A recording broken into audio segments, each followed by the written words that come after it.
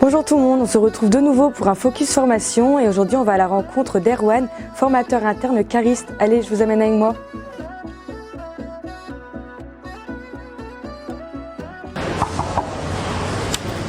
Bonjour. Salut. Est-ce que tu es d'accord de répondre à quelques questions? Ouais, pas de souci. Bon allez, go. Est-ce que s'il te plaît tu peux nous présenter ton parcours professionnel? Alors je suis arrivé à la Sermeta il y a à peu près 19 ans. J'ai commencé en tant que contrôleur qualité. 2 ans après, on m'a proposé de passer technicien qualité. Là, je suis toujours à ce poste-là et depuis 2 ans maintenant, je suis formateur cariste en interne en fait à la Sermeta. Est-ce que tu peux nous expliquer en quoi consiste le rôle de formateur interne cariste? Alors le rôle de formateur interne, c'est surtout pour faire des piqûres de rappel. C'est un renouvellement de la formation. En fait, on essaie de la faire tous les 2 ans. C'est des piqûres de rappel sur la sécurité, la conduite des chariots élévateurs, les règles à respecter. Pourquoi as-tu souhaité devenir formateur cariste? Pour apporter mes connaissances personnelles aussi en tant que cariste et puis pour pouvoir mettre un pied aussi dans la formation.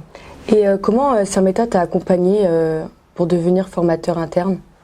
Alors on m'a proposé de devenir formateur interne, ce que j'ai accepté tout de suite parce que pour moi c'était quand même quelque chose un plus en fait dans mon métier. Donc après je suis parti en formation, j'ai repassé mes CACES et ensuite je suis parti pendant quelques jours en fait en formation pour devenir formateur. Et ensuite, en interne, on a fait 2 ou 3 sessions en fait à blanc en fait pour voir comment ça se passait, remettre des petites choses en place et puis voilà. Et tu as été satisfait de la manière dont Sermeta t'a accompagné?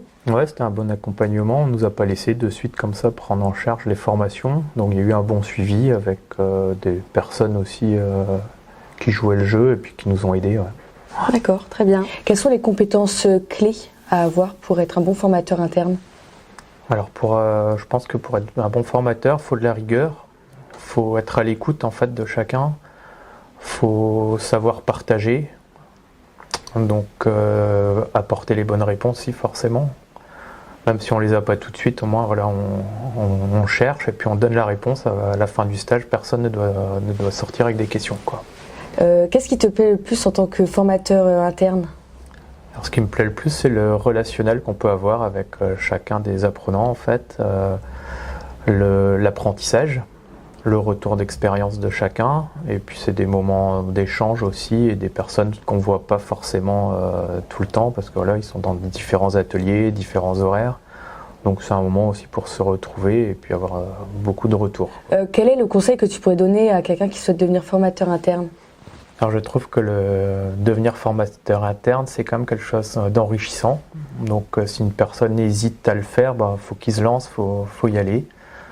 C'est un apprentissage, ça change du quotidien. Voilà, on découvre un autre métier aussi finalement.